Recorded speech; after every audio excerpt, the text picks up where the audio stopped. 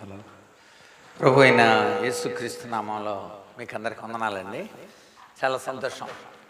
ఈ ఆదివారంలో కూడా మనము ఆత్మీయ సమ్మేళనంలో మనమందరం చేరి ప్రభువుని మరి ఘనపరచడానికి అనేకమైన ఆత్మీయమైన విషయాలు అభ్యసనానికి సంబంధించి నేర్చుకోవడానికి ప్రభు మనకు చూపించిన అద్భుతమైన ఈ కార్యాన్ని బట్టి దేవునికి మొదటిగా కృతజ్ఞతాస్తుతులు చెల్లిస్తున్నాను. చాలా సంతోషం. మనమందరం కూడా బలపరచబడిన వారమై మనము సరికొత్త విషయాలు మానసిక కోణంలో మనం నేర్చుకుంటున్నాం. అది అందుకోసమే ఈ ఆత్మీయ సమ్మేళనాన్ని మనం పెట్టుకున్నాం. బైబిల్ని మరి మానసిక కోణంలో ఆధ్యాత్మిక స్థితిలో ధ్యానం చేయాలని. అందులో భాగంగానే మనము ఈ 2 సంవత్సరాలు కూడా మనము చక్కగా ప్రభువులో మనం ఎదగడానికి అనేకమైన విషయాల్ని మనం నేర్చుకోవడానికి ప్రభు చక్కని సహాయం చూపించారు. అభ్యసనంలో మనము చివరి ఘట్టంలో ఉన్నాం. ఆ తర్వాత మనం వ్యక్తిత్వం పర్సనాలిటీకి మనం వస్తాం. సో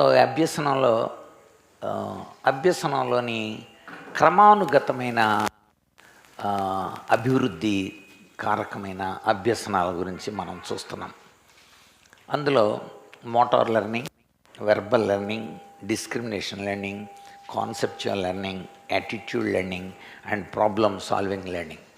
ఇవి ఒక వ్యక్తి జీవితంలో పుట్టుక నుండి పరిణతి చెందుతున్నప్పుడు మానసికంగా అతనిలో కలిగే లేక చర్యలలో మరి వికాసవంతమైన విషయాలు ఇవి. అంటే క్రమానుగతంగా ఎదుగుతున్నప్పుడు వనరులన్నింటినీ తాను తీసుకుంటూ ఉన్నప్పుడు తనకున్న పరిస్థితులన్నీ కూడా అనుకూలించినప్పుడు ఒక వ్యక్తిలో క్రమానుగతంగా ఏ రకమైన అభ్యసనం జరుగుతుందో మనము ధ్యానం చేసాం. ఇందులో మనము పోయిన వారం మనం కాన్సెప్చువల్ లెర్నింగ్ గురించి తెలుసుకున్నాం. మీకు నమూనా తెలిస్తే దానికి సంబంధించి రాసుకోవచ్చు. అందుకని మనం ఒక మత్తయి సువార్త తీసుకున్నాం, మళ్ళీ మనం మార్కు సువార్తలో తీసుకొని, తర్వాత లూకా సువార్తలో తీసుకొని, యోహాను సువార్తలో తీసుకొని, అపోస్తల కార్యాలు అపోస్తల గురించి తీసుకొని, ఒక్కొక్కరు ఎలాంటి అంశాలని తీసుకొని వాళ్ళు బోధించారు అనేది అది మీకు అభ్యసనం. అంటే అది మీకు ఎక్సర్సైజ్, అది మీరు చేయాల్సిన హోంవర్క్. అది ఈరోజు మనము యాటిట్యూడ్ లెర్నింగ్లోనికి వెళ్దాం. మనం యాటిట్యూడ్ లెర్నింగ్. సో ఒక వైఖరి అభ్యసనం. సో మనము వైఖరి అంటే ఏంటి, వైఖరి అభ్యసనం ఎలా ఉంటుంది, ఈ విషయాల గురించి మనం ధ్యానం చేద్దాం. ఎక్కువసార్లు మనం వైఖరి అనే పదాన్ని వాడతాం, మనం వైఖరి. సో వైఖరి అభ్యసనం.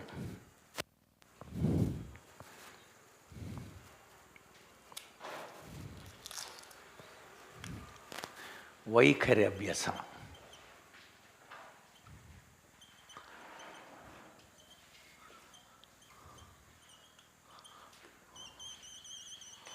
సో చాలాసార్లు మనం వాడే పదం ఇది, నీ వైఖరిలో మార్పు రాలేదురా, నీ వైఖరి సరిగ్గా లేదురా అని అంటుంటాం.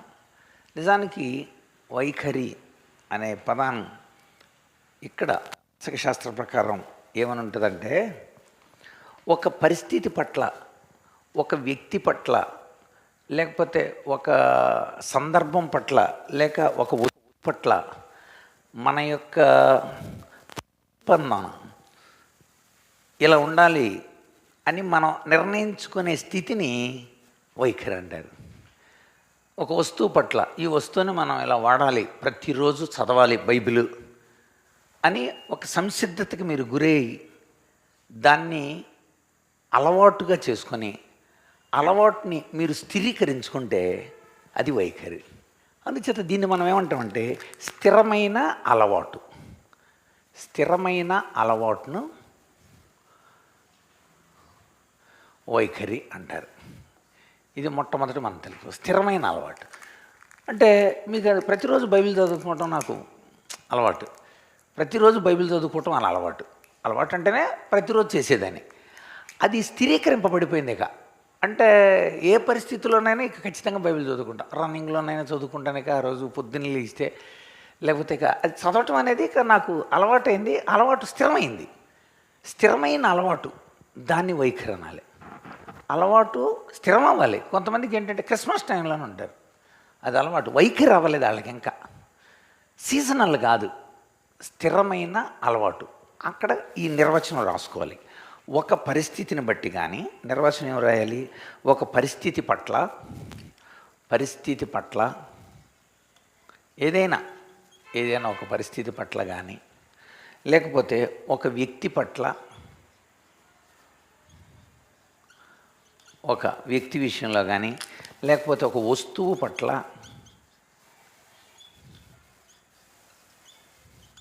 దేని విషయంలోనైనా ప్రతిస్పందించడానికి మనంలో కలిగి ఉండే స్థిర సంసిద్ధత. అది పరిస్థితి పట్ల కానీ, వ్యక్తి పట్ల కానీ, ఒక వస్తువు పట్ల కానీ మనం అది ఇంకేమైనా కావచ్చు కాక ఈటీసీ ఎక్స్ట్రా ఏమైనా సరే ఏదైనా పెట్టుకోవచ్చు మీరు అక్కడ.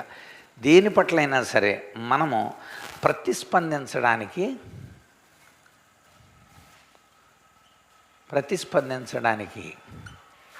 మనం కలిగి ఉండే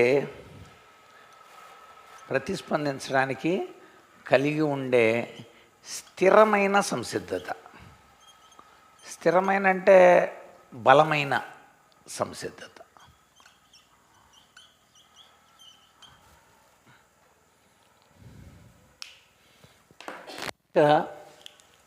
ఒక పరిస్థితి పట్ల ప్రార్థన చేసుకోవాలి. ఉదాహరణకి ప్రార్థన మనం అనుకుందాం.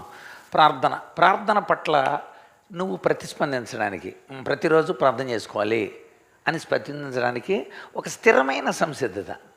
ప్రార్థన చేసుకోవాలి, ప్రతిరోజు ప్రార్థన చేసుకుంటాను నేను అది అనమాట. అది వైఖరి అంటే. అలాగే ఒక వ్యక్తి పట్ల దేవుడు ఉదాహరణ చెబుతున్నా.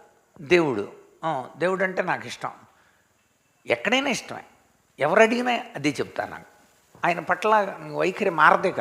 యాక్సిడెంట్ అయినా మారదు, వదిలేసినా అందరూ మారదు, లేకపోతే వ్యాధులు వచ్చినా మారదు, లేకపోతే ఏ పరిస్థితులు వచ్చినా ఆయన ఏడల నా స్థిరమైన ఉద్దేశం మారదు.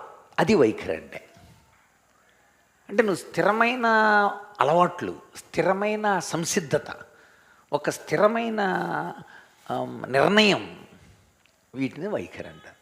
అంచేత మీరు అక్కడ ఆ ఎగ్జాంపుల్స్ అంట.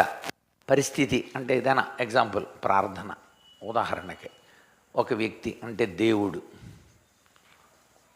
వ్యక్తి పట్ల, లేకపోతే ఒక వస్తువు బైబిల్ కింద రాసుకోండి. ఉదాహరణలు రాసేటప్పుడు పరిస్థితి పట్ల అన్నప్పుడు ప్రార్థనా పరిస్థితులు, ఇదిగో ట్రైనింగ్ ఉండండి. ఇది మీకు వైఖరి అవ్వాలి. మందిరానికి వెళ్ళటం వైఖరి అవ్వాలి, ఒక పరిస్థితి అనమాట. అలాగే సేవకి వెళ్ళాలి అనుకున్నా, అది వైఖరి అవ్వాలి మనకి. ఇప్పుడు అది అవ్వలేదు అనుకోండి, ప్రతిరోజు వెళ్ళలేను. రేపు మళ్ళీ భీమవరం దగ్గర ఎక్కడ ఉంది, నిన్నే భీమవరం దగ్గర వచ్చాను నేను. మళ్ళీ భీమవరం దూరం, రోడ్లన్నీ బాగాలేదు అంటే కుదరదు అక్కడ. దాని పట్ల నేను ప్రతిస్పందించడానికి స్థిరమైన ఉద్దేశం ఉండాలి నాకు. అంతే. అంటే అది నాకు వైఖరి అవ్వాలంటే. వైఖరి అయింది అనుకోండి, ఇక సావర్ ఏవో వెళ్ళాల్సింది అంతేక. దాని గురించి ఇంకా డిస్కషన్ ఉండదు. బైబిల్ చదవాలంతే, అది నా వైఖరి. ప్రార్థన చేసుకోవడం అనేది ఒక వైఖరి. భోజనం దగ్గర కూర్చున్నాం, వెంటనే ఆటోమేటిక్గా నువ్వు ఎక్కడున్నా కళ్ళు మూసుకొని ఏం చేస్తాం, మనం ప్రార్థన చేసేసుకుంటాం. అది మన వైఖరి. అదనమాట. వైఖరుల్ని ఏర్పాటు చేసుకోవాలి మనం. దానికి సైకాలజీ ఇచ్చిన ఫార్ములా ఇక్కడే మనం నోట్ చేసుకుంటే బాగుంటుంది. సైకాలజీ ఏం ఫార్ములా ఇచ్చిందంటే, aptitude plus interest gives arise attitude. Attitudes ఎలా ఏర్పడతాయి అంటే, వైఖరులు మీరు ఏం చేయాలంటే యాప్టిట్యూడ్ అంటే తెలుగులో సహజ సామర్థ్యాలు.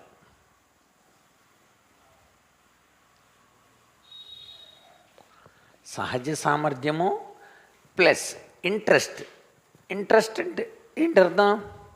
ఆసక్తి. అది వైఖరి అవుతుంది అని చెప్పారు.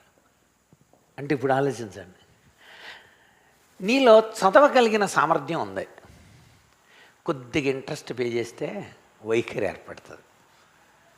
రాగలిగిన సామర్థ్యం, ఎక్స్క్యూజ్ మీ, మీరు బోధించగలిగిన సామర్థ్యం ఉంది, మీరు చక్కగా బోధించగలరు. ఎలా బోధించాలి అన్న విషయం తెలుసుకోవటానికి మీకు ఏముండాలండి? అది. కనుక నీలో ఉన్న ఒకడు కొడతా ఉంటాడు, ఇలాగా డ్రమ్ములు కొడతా ఉంటాడు, గోడ మీద కొడుతుంటాడు, బీరువాకు కొడుతుంటాడు. సో నీలో అంతర్గతంగా దాగి ఉన్న సహజ సామర్థ్యాలకు నువ్వు ఆసక్తి జోడిస్తే అది వైఖరి అవుతుంది. అందుకోసం మనం ఇక్కడ అన్నాం, ఒక స్థిరమైన సంసిద్ధత మనం కలిగి ఉండాలి. అంచేత మనలో వైఖరులను పెంచుకోవాలి. అంటే వైఖరులను పెంచుకోవాలంటే అలవాట్లని స్థిరం చేసుకోవాలి. ఒక అలవాటు ఉంది, అలవాటుని ఇంకా స్థిరం చేసుకోవాలి, స్థిరమైన అలవాటుగా మారాలి. అప్పుడు సహజ సామర్థ్యాలు, ఆసక్తి కలిస్తే వైఖరి అవుతుంది. అది ఖచ్చితంగా చేసే పని, ప్రతిరోజు చేసే పని, అది నిత్య జీవన ప్రక్రియ అవుతుందన్నమాట వైఖరి అంటే. దానికి ఖచ్చితంగా మీకు ఏముండాలి? అది. అందుకనే పౌలు కూడా ఖచ్చితంగా ఏమంటుంటాడంటే, మీరు అన్నీ చేయగలరా, కానీ ఆసక్తి ఉండాలి. సంఘం బలహీన పడిపోయిందంట, లౌదికేయ సంఘం బలహీన పడిపోతే అక్కడ లౌదికేయ సంఘాన్ని కొంచెం గద్దిస్తూ చివరిలో ఏమంటాడు తెలుసా? చదవండి అక్కడ అన్నమాట. అపోస్తుల కార్యాల గ్రంథం ప్రకటన గ్రంథం 3వ అధ్యాయం 19 లేదా 18 నుండి చదవండి. 19 నుండి చదవండి. నేను ప్రేమించు వారందరినీ గద్దించి శిక్షిస్తున్నాను గనుక ఆసక్తి కలిగే. ఎందుకో తెలుసా? నీలో వైఖరులు లేవు, అంటే స్థిరమైన అలవాట్లు లేవు, చాలా లోపాలు కనబడినాయి. సో ఆసక్తి కలిగి ఈ ఆసక్తి ఎప్పుడైతే మనము ఇంట్రెస్ట్ ఎక్కువగా పే చేస్తుంటామో మనలో ఉన్న సహజ సామర్థ్యాలు అవన్నీ ఉపయోగపడి స్థిరమైన అలవాట్లు వచ్చేస్తే వైఖరి ఏర్పడుతుంది. మరి మీరు ఇంట్రెస్ట్ పే చేయకపోతే ఎలాగా? నేర్చుకోవటానికి ఇంట్రెస్ట్ పే చేయాలి, రాసుకోవటానికి ఇంట్రెస్ట్ పే చేయాలి, మళ్ళీ వినటానికి ఇంట్రెస్ట్ పే చేయాలి, దాన్ని చర్చించుకోవటానికి ఇంట్రెస్ట్ పే చేయాలి. రాసుకున్నది మళ్ళీ ఒక్కసారైనా, చాలామంది చితక రాసేసుకుంటారు కానీ ఒక్కసారి కూడా చదవరు, తీసి చూడరు అనమాట. ఉపయోగం ఏముంది? చర్చిల్లో రాసుకుంటారు, పబ్లిక్ మీటింగ్లో రాసుకుంటారు, టీవీల్లో వస్తుంటే రాసుకున్నారు మంచిదే, కానీ దాన్ని తిరిగి మళ్ళీ నెమరు వేసుకొని మనం అప్లై చేసుకోవాలి అన్న ఆసక్తి మనలో ఉండాలి. ఈ ఆసక్తి నన్ను, అంటే దీన్ని తెలే అంటాడు గ్రీకులో, దాని అర్థం జీల్ అని అర్థం. జీల్ అంటే రక్తంలో ఉండే కదలిక అని అర్థం. అది ఉండాలి, రక్తంలో ఉండాలి. ఎవడో తోస్తే రావటం కాదు, ఎవడో పిలిస్తే వెళ్తాం కాదు. ఏంటి తమ్ముడు మానేసేవి ఏంటంటే భలే గురి చేసేవన్నా అంటే రావటం కాదు. మనలో ఆ చదవాలి, దాన్ని ధ్యానం చేయాలి, దాన్ని మనం తెలుసుకోవాలన్న రక్తంలో ఉండే డ్రైవ్ని జీల్ అనే పదం గుర్తుపెట్టుకోండి. ఆసక్తి అంటే మూల పదం జీల్ అనే ఉంది. అక్కడ ఎజ్రా రాస్తూ కీర్తనలో అంటాడు, నా శత్రువులు అసలు నిన్ను మర్చిపోయారు నాయన, కానీ నాకు వాక్యం ఎడల ఆసక్తి ఉంది అంటాడు. వాక్యం ఎడల 119వ కీర్తన ఒకసారి చూడండి. మనకి 119వ కీర్తనలో చాలా చక్కగా చెప్పాడు. 139, నా విరోధులు నీ వాక్యాన్ని మర్చిపోయారు, కానీ ఆసక్తి మాత్రం నన్ను భక్షిస్తుంది అన్నాడు. అంటే వాక్యం నేర్చుకోవాలి, వాక్యాన్ని స్టడీ చేయాలి, వాక్యపరంగా ఇలా మనం చేయాలి అనే ఆసక్తి నన్ను అసలు భక్షించేస్తుంది అన్నాడు. కనుక 139వ వచనం అండి. అంతేకాదు పౌలు కొరింథీలకు రాస్తూ కూడా ఆ విషయాన్ని చెప్పాడు. ఇవి నోట్ చేయాలి కదా మరి. ప్రకటన గ్రంథం 3:19, కీర్తనలో 119, 139, తర్వాత కొరింథీ మొదటి పత్రిక 15 అధ్యాయం 58వ వచనం. కొరింథీయులకు రాస్తుంది అంటాడు, మీరు చేసేవాళ్లే, కార్యాలు చేస్తున్న వాళ్ళే, కార్యాభివృద్ధి యందు ఎప్పటికీ ఆసక్తి కలిగి ఉండండి అంటాడు. అక్కడ కార్యాలు చేస్తున్నారు, మీరు చేయట్లేదు అంటలా, it's good, very good, but ఎప్పటికీ ఆసక్తి కలిగి ఉండండి. ఏదో సందర్భాన్ని బట్టి 40 రోజుల ఆసక్తి, 50 రోజుల ఆసక్తి, 30 రోజుల ఆసక్తి, 15 రోజుల ఆసక్తి కాదు, ఎప్పటికీ ఆసక్తి కలిగి, అప్పుడు యాటిట్యూడ్ అవుతుంది.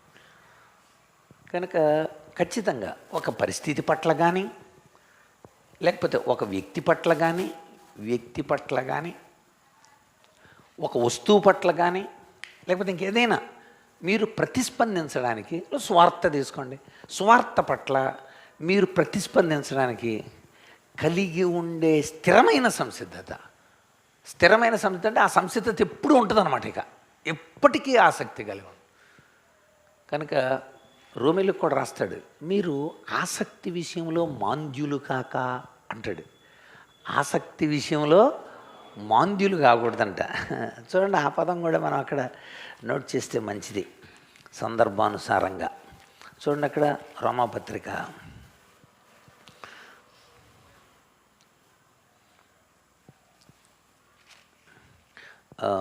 12వ అధ్యాయం 11వ వచనం. రోమాపత్రిక 12:11. చూసారా, ఆసక్తి విషయంలో మాంద్యులైతే మీకు యాటిట్యూడ్ ఉండదుక, వైఖరి ఉండదు కదండి. మీకు వైఖరి ఏర్పడాలంటే ఖచ్చితంగా మీకు ఆసక్తి ఉండాల్సిందే. స్థిరం అవ్వాలంటే నీ అలవాటు అది ఖచ్చితంగా ఆసక్తి విషయంలో ఆత్మయందు తీవ్రత కలిగి ఉండండి. అంటే ఎప్పుడైతే ఆ ఆసక్తిలో మీరు ఉంటారో తీవ్రత పెరిగి మీ అలవాట్లు, మీ సహజ సామర్థ్యాలు, మాట్లాడగలరు, బోధించగలరు, చెప్పగలరు, ఉదాహరణలు చెప్పగలరు, కథలు అల్లగలరు, పిల్లలకు మాట్లాడి చెప్పగలరు, యవనస్తులను కూర్చోబెట్టి చెప్పగలరు, ఎన్ని సహజ సామర్థ్యాలు, చక్కగా పాడగలరు. కానీ మీకేమీ లేదు, ఆసక్తి లేదంతే. వాటిని ఇంప్రూవ్ చేసుకునే ఆసక్తి లేదు, వాటిని మనం యూటిలైజ్ చేసుకునే ఆసక్తి లేదు. లవదికే సంఘానికి ఉన్న ప్రాబ్లం అంటే యూటిలైజేషన్ ప్రాబ్లం. లవదికే సంఘానికి అసలు మొత్తం అక్కడ చెప్పినవన్నీ ఉపయోగించుకోవటం చేత కాదు నీకు, అందుకు ఆసక్తి అన్నాడు. అక్కడ ఉపయోగించుకోవటం చేత కాదంటానికి చాలా ఉదాహరణలు చెప్పాడు. ఒకటి, నీళ్ళన్నీ సిటీలోకి వస్తున్నాయి. రాజు డ్రైనేజీలు కట్టించాడు. అంతియొకస్టు అనబడిన రాజు. ఆ రాజు నీళ్ళని ఎక్కడో వేడి నీళ్ళు ఉబుకుతుంటే ఆ వేడి నీళ్ళని డ్రైనేజీలో కట్టి గ్రామం సిటీలోకి తీసుకొచ్చాడు. తీసుకొస్తే ఆ నీళ్ళు అటు బాగా వేడిగా లేవు, అటు బాగా చల్లగా లేవు. బాగా చల్లగుంటే కూడా చక్కగా వాడుకునేవాళ్ళు, బాగా వేడిగుంటే దాన్ని కూడా చక్కగా వాడుకునేవారు. చాలా కోణాల్లో బాగా వేడి నీళ్ళు బాగా ఉపయోగపడతాయి. అలాంటిది అటు చల్లగా లేవు, ఇటు వెచ్చగా లేవు, ఎలా ఉన్నా ఉపయోగమే. కానీ అది నులివెచ్చగా వెళ్తుంటే ఎవ్వరూ అట్లా ఉపయోగించట్లా.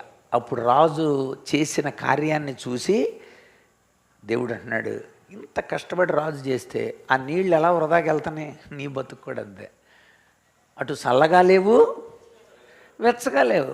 చల్లగా ఉన్నా ఉపయోగపడతావు, వెచ్చగా ఉన్నా ఉపయోగపడతావు. అక్కడ మీరు చల్లగంటే సప్పబడిపోతాం అని అనకూడదు, అలా బోధ చేయకూడదు. అక్కడ చల్లగానైనా ఉండు, వెచ్చగానైనా ఉండు. నువ్వు నులివెచ్చగా ఉంటుంది, ఇటు కుటుంబానికి ఉపయోగపడతలా, అటు సంఘానికి ఉపయోగపడలా, అటు దేవుడికి ఉపయోగపడలా, ఇటు ప్రజలకి ఉపయోగపడలా.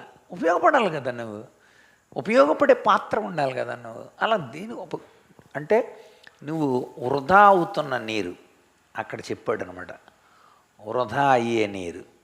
కనుక నీ జీవితం అలా ఉంది, యూటిలైజేషన్ ప్రాబ్లం, నీళ్లు వాడుకుంటలా. రెండోది, అక్కడ బట్టలు నువ్వు దిగంబరుడు అన్నాడు.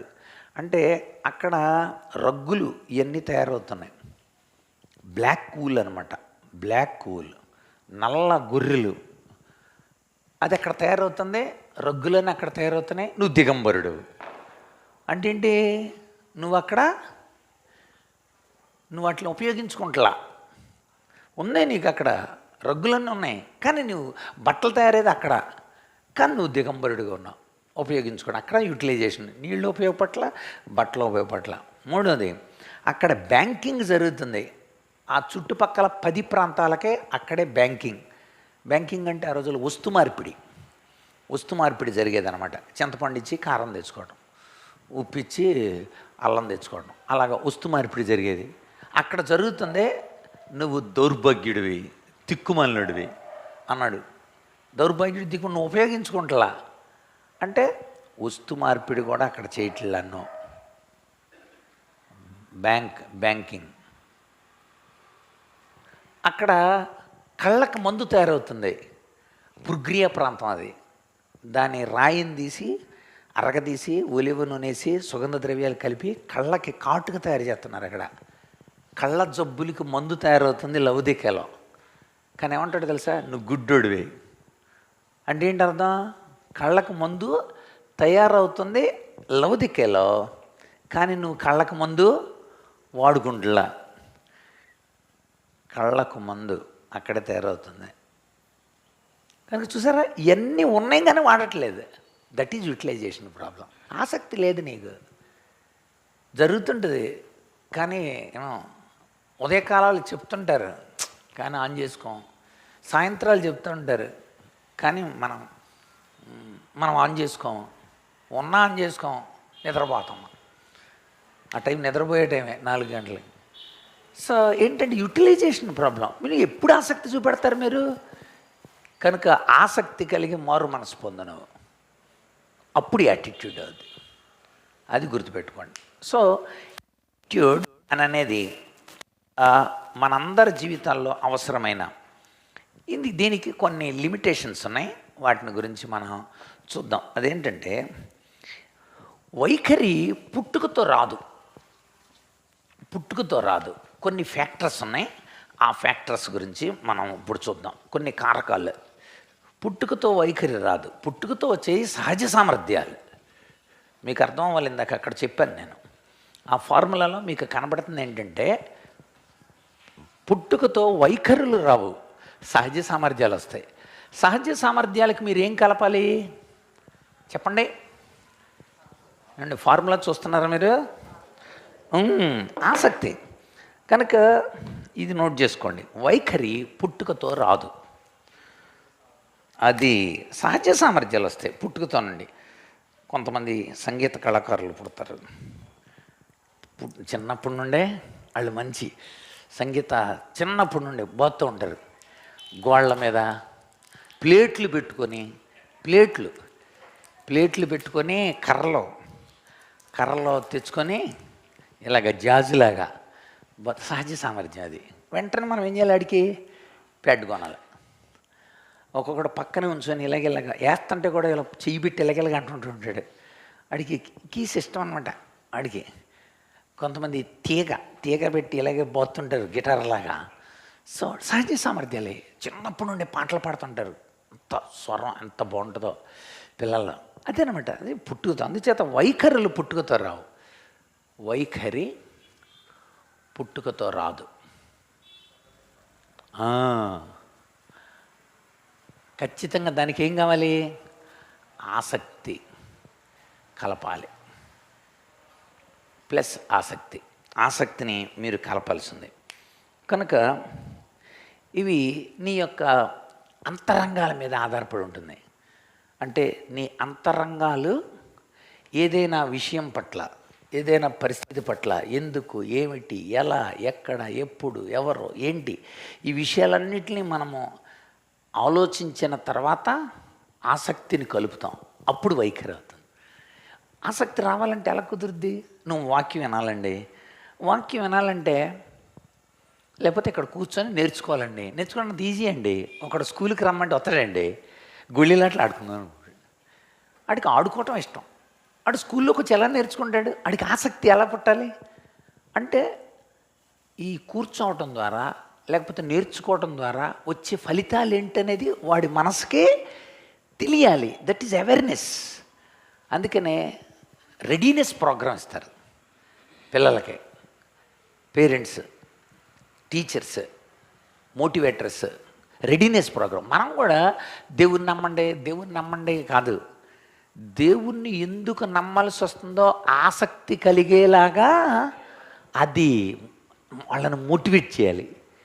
అప్పుడు వాళ్ళల్లో అలవాటు మొదలవుద్ది, చర్చికి రావటం, అది వైఖరిగా మారద్ది. కనుక ఎప్పుడైనా సరే అందుచేత ఖచ్చితంగా వైఖరి, దీనికి కావలసిన ముందు లక్షణాలు చూద్దాం. ఒక యాటిట్యూడ్ ఏ ఏ అంశాల మీద ఆధారపడి ఉంటుందో చూద్దాం. ఒకటి, వాళ్ళ విశ్వాసం మీద ఆధారపడి ఉంటుంది. దీనికి మన ఉదాహరణలు చూద్దాం. ఒక వ్యక్తిలో వైఖరి ఏర్పడాలంటే ఆసక్తి వాళ్ళు కలిగి ఉన్నప్పటికీ కూడా వాళ్ళలో అంతరంగంలో యాప్టిట్యూడ్స్, సహజ సామర్థ్యాలు ఉన్నప్పటికీ కూడా వాటిని వెలికి తీయటానికి, వాడిలో పుట్టించడానికి, వాడిలో బలపరచడానికి మనం విశ్వాసాన్ని చూడాలి. 2, బిలీవ్, అంటే ఇంగ్లీష్లో కూడా రాసుకోండి, బిలీవ్నెస్. రెండవది మనోభావాలు, భావోద్రేకాలు అని అర్థం అనమాట. భావోద్రేకాలు ఇప్పుడు వాడు కోపం ఎక్కువ అనుకోండి ఉదాహరణకి ఆడికి, లేకపోతే లెక్కజేనితనం ఎక్కువ అనుకోండి, వాళ్ళు వైఖరి ఏర్పడదు కదా. ఎలాంటోడైనా వాడు ఆసక్తి చూపించగలగాడు. అందుచేత మనం వీటిలన్నింటినీ పరిశీలన చేయాలి. వాడి విశ్వాసం ఎలాగుంది. రెండోది వాడి భావోద్రేకాలు, ఎమోషన్స్ ఎలా ఉన్నాయి. మూడవది వాడి అభిప్రాయాలు ఎలా ఉన్నాయి. వాళ్ళు ఆసక్తి పుట్టించాలి, పాఠాలు వినాలాడు, లేకపోతే బైబిల్ లెసన్స్ వినాలి. ఎందుకండి మాకి ఒక ఆయన్ని రండి మీరు అని అంటే ఆయన ఏమన్నారు తెలుసా, ఈ వయసులో మాకు ఎందుకు రాదురా. ఇప్పుడు అర్థమైందా, ఈ వయసులో మాకు ఎందుకు, ఆ ట్రైనింగ్లు ఎందుకు అని అన్నాడు. మీరు దానికి ఏం సమాధానం చెప్తారు చెప్పండి. మీరు ఆయనకి ఆసక్తి లేదు, చెప్పండి మీరు దానికి ఏమని సమాధానం చెప్పాలి. మీరు ఇతరులు బోధించడానికి కాదు, దేవుని ఎదుట పరిపూర్ణులుగా ఉండడానికి కోసం, పరిపూర్ణ అవగాహన కోసం మీరు రావాలి. అందుకోసం రావాలి. చచ్చిపోయేంత వరకు కూడా ఆయన చదువుతూనే ఉంటాడు ఎప్పుడు పుస్తకాలు. శిఖమణి గారు మీరు ఎప్పుడు వెళ్ళి చూడండి, ఆయన ఎప్పుడు బుక్స్ సుమారు ఒక 32 మ్యాగజైన్లో ఎప్పుడో ఎన్నో వస్తుంటాయి ఒక్క నెలకే. ఆ మ్యాగజైన్లో వచ్చిందంటే పూర్తి చదివేయటం, ఇది చదివావా అని అతడికి ఇచ్చేయటం, చదివింది వెంటనే పరిచయం చేయాలి అంతే ఎదుటోళ్ళకి. ఆ వయసులో 86లో ఆయనకి చదవాలా, 86లో ఆయన పుస్తకం తెచ్చుకోవాలా. కొత్తగా వచ్చిందంట కదండి బైబిల్, ఒక ఏదో ఇలా బైబిల్ వచ్చిందంట అనంటే వెంటనే అవునండి రీసెంట్గా ఒక రిఫరెన్స్ బైబిల్ మంచిది వచ్చింది అనంటే వెంటనే తెచ్చేసుకున్నారు. తెచ్చేసుకొని చూసి చాలా, జాన్సన్ అనే ఒక తమ్ముడు వచ్చాడు, నేను చూశాను తమ్ముడు, ఇవి ట్రైనింగ్కి బాగా ఉపయోగపడతాయి. మీరు ట్రైనింగ్లు ఇస్తారుగా, నువ్వు పాల్సనయ్యా, ఇదిగో ఈ బైబిల్ తీసుకొని బాగా చదవండి. నేను దాన్ని బాగా స్టడీ చేశాను, మంచి లెసన్స్ తయారు చేసుకున్నాను. 2 నెలలు ఆయన దగ్గర ఉంచుకున్నారు అంతే. ఆయన నోట్స్లు చక్కగా తయారు చేసుకున్నారు అంతే ఖాళీగా ఉన్నప్పుడల్లా. ఇదిగో మీరు ట్రైనింగ్లు ఇస్తారుగా, ట్రైనింగ్లో వాళ్ళకి బాగా ఉపయోగపడుతుంది. ఆ వయసులో అవసరమే, పరిపూర్ణులుగా ఉండాలి. అంటే అభిప్రాయాలు, ఒపీనియన్స్ కనుక వాళ్ళ యొక్క ఒపీనియన్స్ని కారణాలుగా తీసుకోవాలి. 4, సామాజిక వాతావరణం.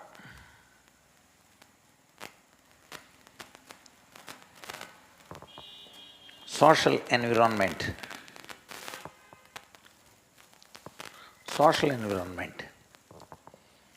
5, శిక్షణ, ట్రైనింగ్ అంటే ట్రైనింగే. ప్రాక్టికల్ ఉన్నదాన్ని ట్రైనింగ్ అంటారు, ప్రాక్టికల్ లేని దాన్ని అభ్యసనం అంటారు. ప్రాక్టికల్ ఉండాలన్నమాట. మనం కూడా చెప్పాలి, మనం కూడా మాట్లాడాలి. నేను అందుకే నేను చెప్పాను, నేను చెప్పిన మీరు సంఘాల్లో చెప్పేయండి. తమ్ముడు రాజు ఆ ప్రయోగం చేసాడు. అప్పుడే బోర్డు ఒకటి కొత్తగా కొనేసి అక్కడ పెట్టేశాడు. వాళ్ళ చర్చిలో మొదలుపెట్టాడు అపోస్తుల కార్యాలు కసక చెబుతూ ఉన్నాడు. మధ్యలో ఏదో సందర్భం వచ్చింది, మనస్సు సంబంధించింది, మన స్ట్రక్చర్ తీసుకున్నాడు. స్ట్రక్చర్ తీసుకుని చెప్పేశాడు. చెప్పి నాకు మెసేజ్ పెట్టాడు, ఫోటోలు పెట్టాడు. అన్న ఈరోజు ఇది చెప్పానన్నా, వాళ్ళు బాగా అర్థం చేసుకున్నారన్న. శరీరానికి మనసుకు ఆత్మకి మధ్య ఉన్న సంబంధ భేదాలను గురించి ఒక స్ట్రక్చర్ వేసారు సిగ్మండ్ ఫ్రాయిడ్ యొక్క థియరీ చెప్పాడు ఆయన. చెప్పాలి, మీరు చెప్పడం కోసమే.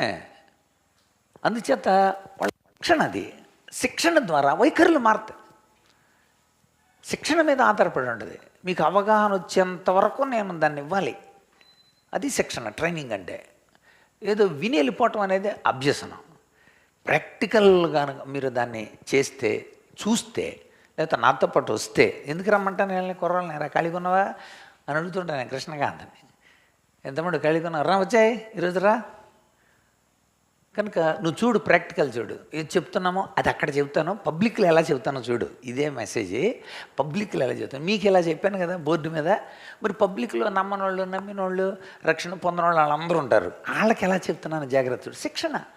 శిక్షణ ద్వారా కూడా వాళ్ళలో రైట్, నేను ఇలా ఉండాలి, ప్రతిరోజు వినాలి, ప్రతిరోజు నేర్చుకోవాలి, నేను కూడా రంగంలోకి దిగాలి, యాటిట్యూడ్ ఏర్పడుతుంది. శిక్షణ ఇస్ అ ట్రైనింగ్. నెక్స్ట్ 6వది విశ్వాసులు లేక సంఘం, చర్చ్ ఆర్ ఫెలోషిప్. మన ఫెలోషిప్లో చాలా చూస్తుంటాం. వాళ్ళు పాటలు పాడుతుంటారు, ఫెలోషిప్లో ప్రార్థన చేయమంటారు, ఫెలోషిప్లో సాక్ష్యం చెప్పమంటారు, ఫెలోషిప్లో రండి వెళ్దామంటారు. చర్చి కార్యక్రమాలు చాలా ఉంటాయి. వీటన్నిటిలో ఏదో మనం కూడా మీరు ఈ పని చేయండి, మీ పని చేయండి, డిస్ట్రిబ్యూట్ చేస్తారు అంతే. సో అప్పుడు మీరు ఆసక్తిని పెంచుకోవాలి. ఆసక్తి కలిగిన వారికి రంగంలోకి దిగాలి. మీకున్న ప్రతి ఒక్కడికి ఏదో ఒక తలాంతు ఉంటుంది. ఆ తలాంతుని అడు గుర్తుపెట్టుకోవాలి. ఆ సహజ సామర్థ్యాన్ని, ప్రభు ఇచ్చిన సహజ సామర్థ్యం, అది తలాంతుగా ఎప్పుడవుద్దంటే ఆత్మ ఆధీనంలోకి వెళ్ళింది అనుకోండి నీ సహజ సామర్థ్యం, అప్పుడు అది తలాంతుగా గుర్తింపబడుతుంది. దేవుని ఆత్మ అధ్యయనంలోకి వెళ్ళినప్పుడు అప్పుడు నువ్వు కలిగించే ఆసక్తి దానికి జోడైతే అప్పుడు నీలో అది వైఖరి అవుతుంది. విశ్వాసులు లేక సంఘం లేకపోతే ఫెలోషిప్ వీళ్ళందరూ కూడా ఫ్యాక్టర్. ఇక చివరిది ఎక్స్పీరియన్స్, అనుభవాలు.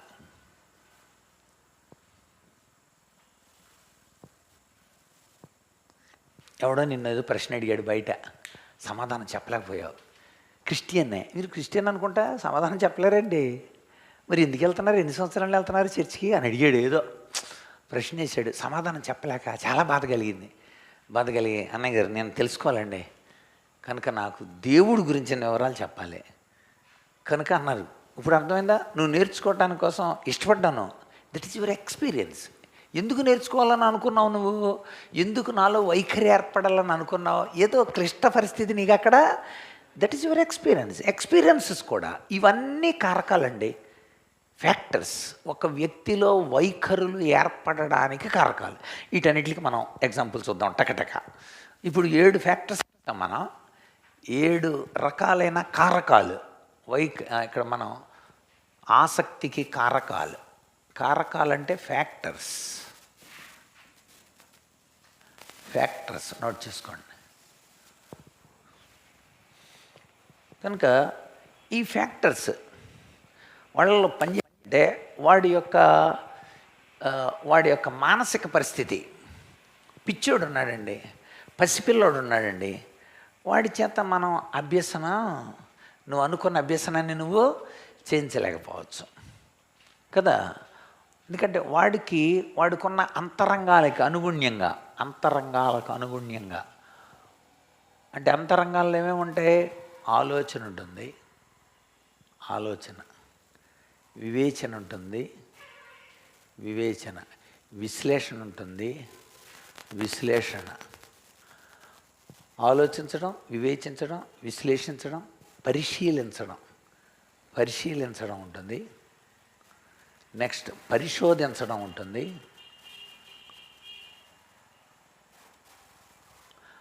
అంటే ఆలోచిస్తాడు, వివేచిస్తాడు, విశ్లేషిస్తాడు, పరిశోధిస్తాడు. అన్వయించడం ఉంటుంది. అన్వయించడం అంటే తనకి ఈ చీర బాగుంటుందా, నాకైతే బాగుంటుందా అని మీద వేసుకొని చూస్తారు చూసారా, ఈ చెప్పులు సరిపోతాయా తుడుక్కొని చూస్తారు చూసారా, ఈ కళ్ళద్దాలు సరిపోతాయా పెట్టుకొని చూస్తారు చూసారా, అది అన్వయించుకోవడం అనమాట. సో అన్వయించడం మీద కూడా ఆధారపడి ఉంటుంది. ఎందుకండి నాకు అన్నాడంటే అర్థం ఏంటంటే ఇది నాకు సంబంధించింది కాదని అనేసాడు. కనుక అతని అంతరంగాలు, ఇట్లా అంతరంగాలు అంటారండి, అంతరంగాలు. సో అంతరంగాలు, అంతరంగాలు అన్వయించడం. నెక్స్ట్ ఐనెస్. ఐనెస్ అంటే చిత్తం, విల్ అంటే చిత్తం. ఐనెస్ అంటే నేను నేను నేను చేయాలి, నాకు అవసరం లేదు, నేనైతే ఇక్కడ పందుల దగ్గర ఉన్నాను, నేను ఈ మోయాబులో ఉండను, నా దేవుడు నీ దేవుడే నా దేవుడు, తనని గురించి తెలుసుకోవడం. ఐనెస్ అంటే కరెక్ట్గా మన అహం అంటారు. అహం అనే పదం వేరే అర్థం ఇస్తుంది మనకి తెలుగులో, గర్వం అన్నట్టుగా. అది కాదు, తన ఉనికి. నేను నేను అని రాసుకోండి సరిపోద్ది. దాన్ని ఐనెస్ అంటే నాకు కావాలి. ఇది మీ అక్కకైతే బాగుంటుంది అంటుంటారు. అంటే నీకు అది తనను నిష్క్రమించుకుంటారు కొంతమంది. ఐనెస్ అది. ఇప్పుడు ఉదాహరణకి మోషే ఉన్నాడు, అన్నీ చెప్పాడు దేవుడు, అనుమానాలన్నీ తీర్చాడు దేవుడు, అంతా అయిపోయిన తర్వాత లాస్ట్లో అంటాడు మా హరోన్ అన్నాడుగా అన్నాడు. అక్కడ దేవుడికి కోపం వచ్చింది. అంటే ఏంటి, తనకి ఐనెస్ లేదు అక్కడ. నేనున్నాను అన్న ఐనెస్ ఉండాలి. నేనున్నాను, నన్ను పంపుము, నేనున్నాను, నేను చేస్తాను, నేనున్నాను. ఎవరు వెళ్తారు అంటే అక్కడ యెషయా గ్రంథం 9-6 అధ్యాయాలు మనకేం కనపడింది? నేనున్నాను, నన్ను పంపుము, రక్షణ పొందుటకు నేనేమి చేయవలెను. దట్ ఈజ్ ఐనెస్. జనులు వచ్చి మేమేమి చేయవలెను అని అడిగిరి, సుంకరులను వచ్చి మేమేమి చేయవలెను అని అడిగిరి, సైనికులు వచ్చి మేమేమి చేయవలెను అని అడిగి. That is I-ness. I-ness. Next చిత్తము, విల్. ఎస్ నేను చేస్తా, నేను వెళ్తా తండ్రి దగ్గరికి, నేను బాప్తిసం తీసుకుంటా అని ముందుకు వచ్చేసారు వాళ్ళు. ఇక్కడ నీళ్ళు ఉన్నాయిగా, బాప్తిసం ఉండటానికి ఏంటి ఆటంకం? చూసారా? అయ్యా నీ చిత్తమైతే నన్ను శుద్ధినిగా, నాకు ఇష్టమేనా ఆయన, నువ్వు నీకు ఇష్టమేనా? వెంటనే అన్నాడు ఐ విల్ అన్నాడు. ముందు ఈడు విల్ చెప్పేశాడు, నాకు ఇష్టం ప్రభా, నువ్వు నీకు ఇష్టమైతే నన్ను శుద్ధి చేయి. యేసు ప్రభు అన్నాడు, నువ్వు తాళం తెరిచేసావురా, ఐ విల్, నాకు ఇష్టమే. సో విల్ ఉండాలి. ఇవన్నీ ఉంటేనే రంగంలోకి జరుగుద్ది వైఖరి. ఇవి లేవనుకోండి, నువ్వు వీటిని కలిగేలాగా యాక్టివేట్ చేయాలి, ఆసక్తి పుట్టించాలి. ఇది పరిస్థితి అని. విల్. Next temperament. టెంపర్మెంట్ అంటే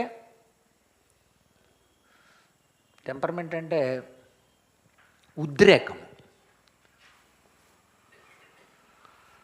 ఉద్రేకం అంటే ఎమోషనల్ కాదు, ఆవేశం. అది ఉద్రేకం అంటే ఏంటంటే అది చెయ్యాలి, చేసే టెంపర్మెంట్ ఉండాలి.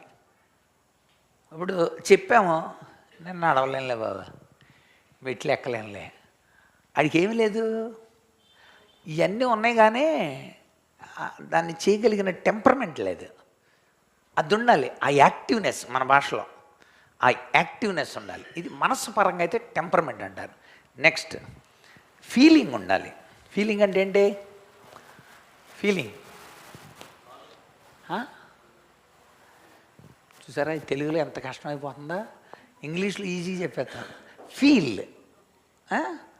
ఫీల్ అంటే ఏంటి? దుఃఖం కాదు, దుఃఖాన్ని ఫీల్ అవుతున్నాను, దుఃఖంగా ఫీల్ అవుతున్నా, అనుభవించడం. దాన్ని ఫీల్ అనే రాద్దాం, దాన్ని నీకు చెప్పలేం. మైండ్ అంటే అర్థం ఏంటని అడిగాడు ఒకడు. ఏం చెబుతాం?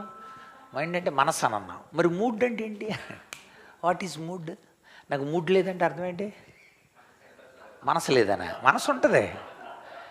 మనస్సు యొక్క స్థితిని మూడ్ అంటారు. The state of mind. State of mind is mood. State of mind అంట.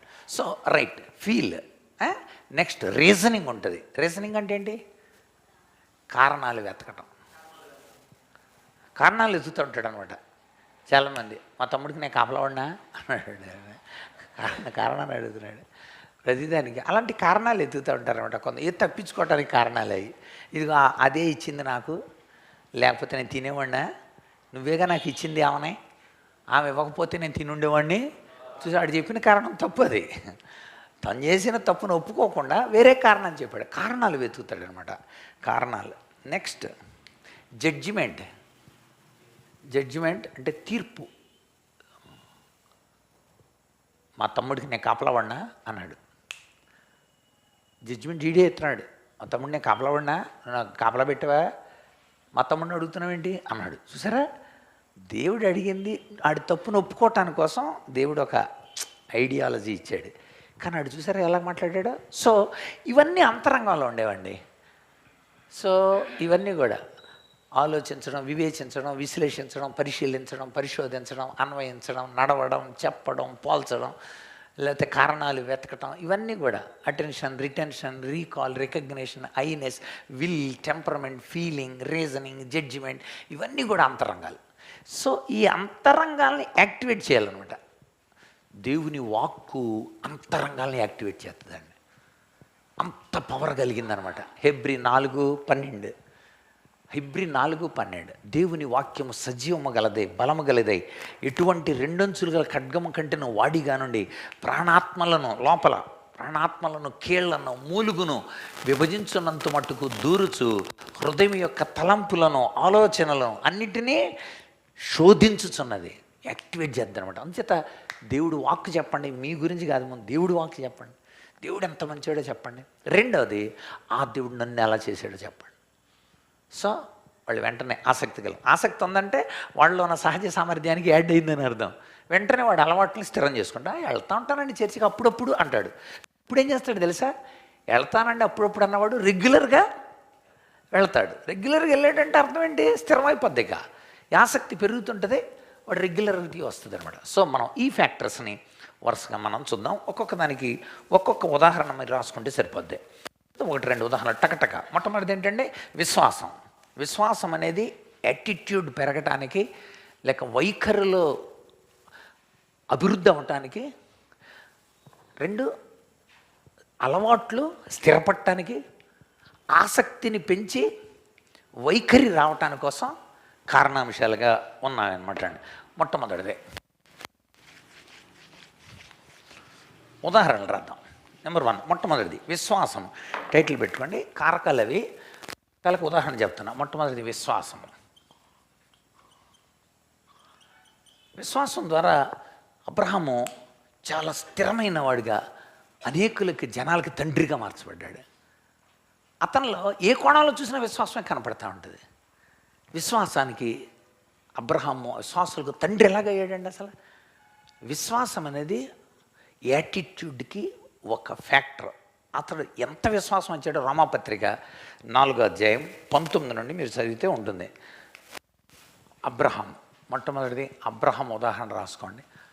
అబ్రహాము రోమాపత్రిక 4:19 నుండి. అతడు విశ్వాసమందు బలహీనుడు కాక రమారమి 100 ఏండ్ల వయసు కలిగిన వాడేయండి. అప్పటికి తన శరీరము మృతతుల్యమైనట్టును, శారా గర్భము కూడా మృతతుల్యమైనట్టును ఆలోచించినే కానీ అవిశ్వాసము వలన దేవుని వాగ్దానాన్ని గురించి సందేహపడక దేవుణ్ణి మహిమపరిచి వాగ్దానం చేసిన వాడు నెరవేర్చుటకు సమర్థుడని రూఢిగా విశ్వసించి విశ్వాసము వలన బలము పొందాను. చూసారా, అసలు అన్ని సంవత్సరాల వయసులో అబ్రహాము ఎలాగా ఉన్నాడంటే వాగ్దానాన్ని నమ్మేసాడు అంతే. దేవుడి మాటను అలా నమ్మి ఉండిపోయాడు అంతే. ఇంకా చెక్కు చెదరలేదు అన్నమాట. విశ్వాసం అతడు స్థిరంగా ఉండడానికి, వైఖరి ఏర్పడడానికి కారణమైంది. So Abraham. ఇంకా అక్కడ మీరు ఆదికాండం 22వ అధ్యాయంలో కూడా, ఆదికాండం 22వ అధ్యాయంలో కూడా మొట్టమొదటి నుండి 8 వచ్చిన మనం చూస్తే ఇస్సాకు నర్పించేటప్పుడు కూడా నీ విశ్వాసాన్ని రుజువు అడుగుతున్నానే, నువ్వు నిజంగా దేవుడికి భయపడేవాడు అని విశ్వాసాన్ని కొనసాగించుకున్నా. అతడు దేవుని మాటను నమ్మెను గనుక అది అతనికి నీతిగా, అంతే. అబ్రహాము అంత పర్ఫెక్ట్గా నమ్మాడు. విశ్వాసం వాళ్ళ వైఖరులు స్థిరపడడానికి కారణమైంది. చాలా ఉదాహరణలు చెప్పాడు. కొత్త నిబంధన కూడా ఒక ఉదాహరణ రాసుకోవచ్చు. మత్తయి సువార్త 8వ అధ్యాయంలో ఒక అధికారి యేసుప్రభు దగ్గరకు వచ్చాడు. అధికారి మత్తయి సువార్త 8వ అధ్యాయం 5 నుండి 13 వచనాలు వచ్చి ఏమని అడిగాడండి. 8వ అధ్యాయం 5 నుండి, అయ్యా నువ్వు మాట చెబితే నా దాసుడు, ఏదో యాయిరు కూడా విశ్వాసం కలిగినాడే, చచ్చిపోయింది నాయన, నువ్వు వచ్చి నా చెయ్యి పెడితే, నా కూతురు మీద చెయ్యి పెడితే నువ్వు ముట్టుకుంటే బాగుపడుతుంది అన్నాడు. ఇది అలా కాదు, నువ్వు ఇక్కడ చెప్పు అక్కడ కార్యం జరుగుతుంది. ఎంత ఫెయిత్ అంటే, ఆ ఫెయిత్ని ఎలా చెప్పాడంటే, నా దగ్గర 100 మంది ఉంటారు, శతాధిపతిని రమ్మంటే వస్తారు, పొమ్మంటే పోతారు, కానీ నేను నీ కోసం ఉన్నానయ్యా. చూసారా, తన విశ్వాసం రుజువులు ఇచ్చుకుంటూ ఉన్నాడు అనమాట. ఒక విశ్వాస పట్టిమ ద్వారా, విశ్వాసం పెంపొందించడం ద్వారా వైఖరి స్థిరపరచబడుతుంది. నెంబర్ 1 దానియేలు. అక్కడ కూడా దానియేలు, హనన్యా, మిషాయేల్, అజర్యాల్ వాళ్ళు విశ్వాసానికి ఉదాహరణగా చెప్పచ్చు. దానియేలు and friends and his friends, స్నేహితులు. దానియేలు అక్కడ చెప్తాడు, నేను ఆ రాజు భుజించే భోజనాన్ని నేను తీసుకోము, నన్ను మేము అపవిత్రపరుచుకోము. మా దేవుడు అవి తినకపోయినా మాకు ఆరోగ్యం ఇస్తాడు. అదిగా అన్నాడు, 10 దినాలు పరీక్ష చేసుకో. రాజు భుజించే భోజనం మాకొద్దు, సామాన్య భోజనం, ఈ కాయగూరలు. రాజు పానం చేసే పానం మాకొద్దు, మామూలు మంచినీళ్ళు మాకు కూరగాయలే పెట్టు, 10 దినాలు టెస్ట్ చేసుకో. ఎలా ఛాలెంజ్ చేశాడండి? ఓన్లీ ఫెయిత్ అండి, ఓన్లీ ఫెయిత్ అంతే. ఒకవేళ బలహీనంగా ఉంటే అప్పుడు నువ్వు చర్య తీసుకో. కానీ అక్కడ ఏమైందో తెలుసండి, అతడు తీసుకున్న తీర్మానాన్ని దేవుడు ఆమెన్ అన్నాడు. ఫెయిత్ ఎప్పుడు కూడా గెలుస్తుందండి. విశ్వాసం ఎప్పుడు కూడా ఒక మంచి వైఖరిని. ఆ తర్వాత వాళ్ళు ఇక్కడ అది రాస్తే ఇంకా మంచిది. ఆ పదం ఎక్కడుందో వాడండి, చూడండి. దానియేలు గ్రంథం మొట్టమొదటి అధ్యాయం చూడండి,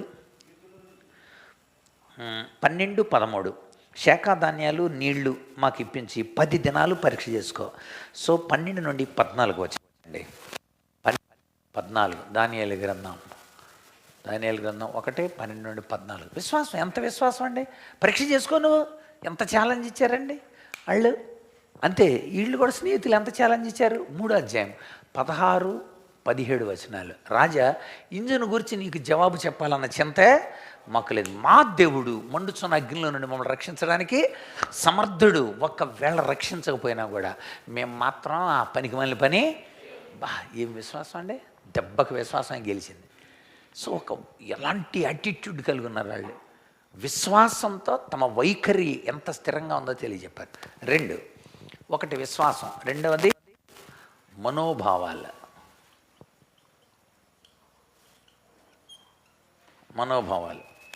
అంటే మీ యొక్క ఎమోషన్స్. ఆది కాండంలో మనం ఒకసారి చూద్దాం, 43వ అధ్యాయం 30-31 వచనాలు. అసలు అన్నల్ని చిత్తకొట్టేసేయాలి. ఒక్కొక్కడిని కూడా తీసుకొచ్చేసి నన్ను గోతులు దోస్తారంటరా, నన్ను చంపేస్తారంటరా అని కొరడా తీసుకొని ఒక్కొక్కడిని ఇరగబదేయాలన్నమాట.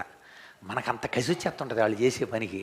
పైగా నాన్నకు అబద్ధం చెప్తారంటరా, నాన్న బతుకున్న నన్ను చచ్చిపోయాడని శ్రద్ధాంజలిగా గట్టిస్తాడు అక్కడ.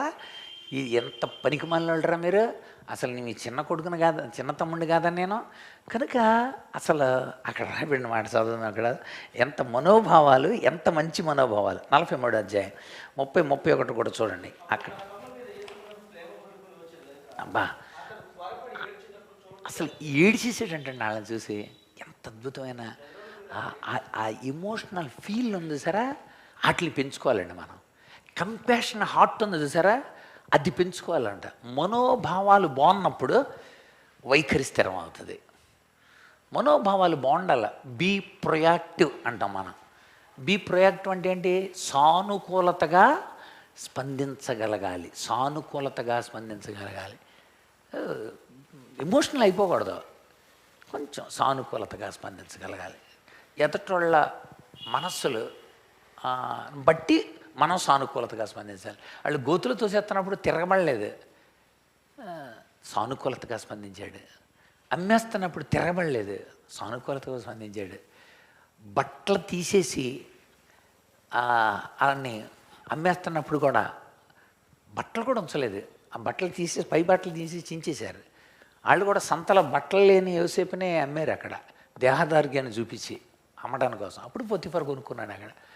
సో అప్పుడు కూడా సానుకూలతగా యోసేపు, అది నోట్ చేయండి అక్కడ. మనోభావాలలో యోసేపు మంచి మనోభావాలకు. ఆదికాండం 43వ అధ్యాయం అతను వెంటనే ఏడ్చి పక్కకెళ్ళి ఏడ్చి ఆ తర్వాత అంతేకాదు పౌలు తనతో పట్టున్న వాళ్ళు చెరసాలలో బెత్తాలతో దెబ్బలతో కొడితే చిత్త కొట్టేసి జైలు వేస్తే వాళ్ళ మనోభావాలు ఎలా ఉన్నాయండి అసలు అక్కడ పాటలు పాడారంట. ఎలాంటి పాటలు పాడి ఉంటారు వాళ్ళు? హల్లెలూయా స్తుతిమహిమ పాటలు పాడి ఉంటారు. ఎందుకో తెలుసా? వాళ్ళకి వాగ్దానం గుర్తుంది. అందుచేత వాళ్ళ మనోభావాలు చాలా స్థిరంగా ఉన్నాయి. వాగ్దానం అంటే అర్థం ఏంటి? దేవుడు మనకి ఫిలిప్పి చూపించాడు, తెస్సలోనిక చూపించాడు, బెర్రే చూపించాడు, ఏతెను చూపించాడు, కొరింథీ చూపించాడు, ఎఫెసు చూపించాడు. ఇవన్నీ చూసుకొని వెళ్తాం మనం.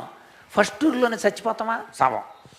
కనుక ఖచ్చితంగా ఇవన్నీ చూపించాడు కనుక మనం వీటన్నిటినీ కూడా మనం రీచ్ అవుతాం. ఏదో గొప్ప కార్యం జరుగుద్ది అని అనుకుంటున్నారు వాళ్ళు. వాగ్దానమే గుర్తొస్తుంది వాళ్ళకి. అందుచేత దేవుని వాక్కు మనసులో ఉన్నప్పుడు, వాగ్దానాన్ని మనసులో కలుగుకున్నప్పుడు వాళ్ళ యొక్క మనోభావాలన్నీ ప్రొయాక్టివ్. మనోభావాలలో గుర్తుపెట్టు, ప్రొయాక్టివ్ సానుకూలత. బీ ప్రొయాక్టివ్, సానుకూలతగా స్పందించండి. సానుకూలతగా ఫిలిప్పి పత్రికలో రాస్తుంటాడు. చదవండి ఒకసారి ఫిలిప్పి పత్రిక. చదువుతాడు మొట్టమొదటి అధ్యాయం 13వ వచనం. ఫిలిప్పి 1:13.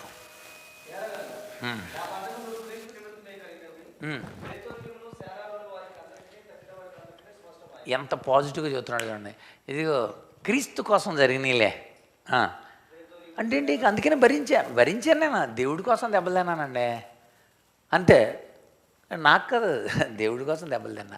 తర్వాత హేరోదు ప్రేతోర్యం వాళ్ళకు కూడా తెలిసింది. అంటే అక్కడున్న హేరోదు ప్రేతోర్యం వాళ్ళకు కూడా తెలిసింది ఈ ఫిలిప్పీలో జరిగిన సంగతి. తర్వాత చూసారా, నేను బంధకాల్లో, మనమందరం ఇలా బంధకాల్లో ఉండటాన్ని బట్టి అక్కడ వాళ్ళు స్థిరమయ్యారంట. ఎలాంటి ఎమోషన్ అండి?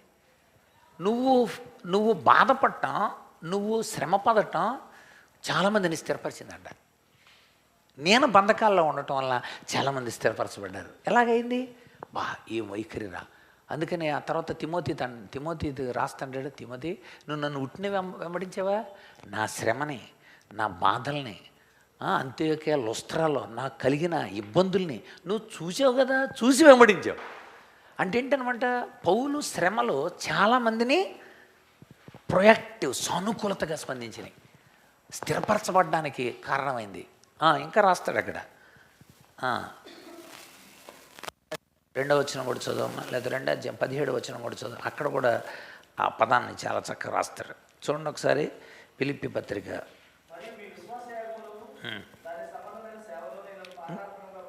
చూడండి ఇక్కడ 14వ వచనంలో ఇంకా చివరి ఇంకో పదం ఉంటుంది తమ్ముడు. నిర్భయముగా దేవుని వాక్యము బోధించుటకు విశేష ధైర్యం తెచ్చుకునేది. వాళ్ళకి ధైర్యం వచ్చిందంటండి. మనం కూడా ఏది ప్రవీణ్ పగడాల గారు చచ్చిపోయిన తర్వాత చాలామందికి ఏమొచ్చింది? చాలా ధైర్యం వచ్చేసింది. ఎవడో పిరుకోడు ఒకళ్ళిద్దరు, వద్దండి బాబు మీరు ఒంటరికి వెళ్ళకండి, 2-3 సెక్యూరిటీలు పెట్టుకెళ్ళండి అని ఒక 5-6 చెప్పారు నాకు. కానీ ప్రవీణ్ పగడాల తర్వాత చాలామంది రోషంగా బయటకు వచ్చారు. అర్థమైందండి? చాలా సువార్తను ఇంకా విస్తృతం చేశారు. ఎస్, ధైర్యం కలిగి ఉన్నారంట, స్థిరపరచబడ్డారంట, నా ద్వారా స్ఫూర్తి పొందారంట. ఎస్, గుర్తుపెట్టుకోండి. అంటే మన మనోభావాలు ప్రొయాక్టివ్గా ఉన్నప్పుడు, యోసేపులాగా మనం ఉన్నప్పుడు, అక్కడ నోట్ చేసుకోండి, పౌలు వలె, పౌలు శీల వీళ్ళ వలె మనం ఉన్నప్పుడు మనం కూడా తర్వాత మూడవది చూడండి అక్కడ ఒపీనియన్స్, అభిప్రాయాలు.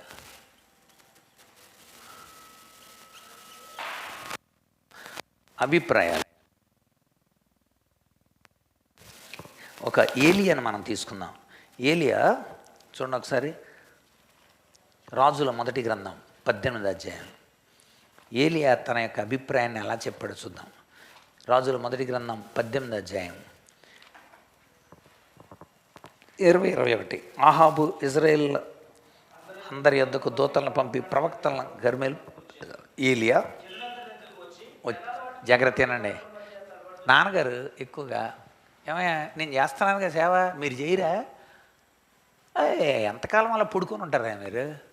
సేవ చేసేవాడు సేవకుడు అని పేరు ఎందుకు పెట్టుకున్నారు? పడుకొని ఉంటాను ఆ రోజంతా, వారం రోజులు అని అంటున్నప్పుడు, ఆయన అభిప్రాయం చెప్తున్నప్పుడు చాలామందికి అది రక్తం ఉడికిపోవాలన్నమాట. వాళ్ళు స్థిరంగా అవ్వాలి, వాళ్ళ అలవాట్లు మారాలన్నమాట, వైఖరి ఏర్పడాలన్నమాట. ఏలి అభిప్రాయం చెబుతున్నాడు జనాలతో. జనులందరి దగ్గరికి వచ్చి, ఎన్నాళ్ళ మట్టుకు మీరు రెండు తలంపుల మధ్య తడబడతారు? దేవుడు యెహోవా దేవుడైతే ఆయన అనుసరించండి, లేకపోతే బయలుదేవుడైతే ఆయన. చూసారా, ఒక ఒపీనియన్ వాళ్ళని వెంటనే రంగంలోకి దిగారు. వాళ్ళందరూ కలిసి, ఏలియా కలిసి బలిపీఠములను కట్టిరి. పాడైన బలిపీఠాలనే కట్టారు. ఎలా జరిగింది అనుకున్నారు? ఒపీనియన్, ఒక మంచి అభిప్రాయం, ఒక మంచి ఉద్దేశం, ఒక మంచి ప్రోత్సాహకరమైన మాట, ఒక అనుభవ సాక్ష్యం, ఒక దేవుని ద్వారా పొందిన ఆ యొక్క అనుభవం, ఆత్మానుభవం ఎదుటి వాళ్ళకి పంచినప్పుడు వాళ్ళలో మార్పు. అక్కడ నోట్ చేసుకోండి, ఏలియా నోట్ చేసుకోండి. ఎన్నాళ్ళ మట్టుకు తలంపులు తడుపుతుంటే యెహోవా దేవుడైతే ఆయన అనుసరించారు. రాజుల మొదటి గ్రంథం 18:20-21.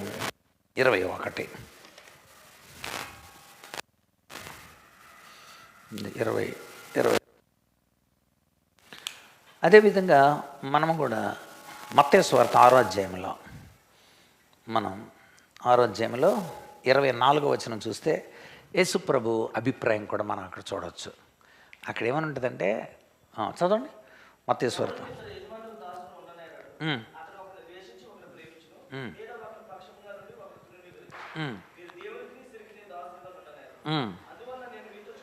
ఏంటంటే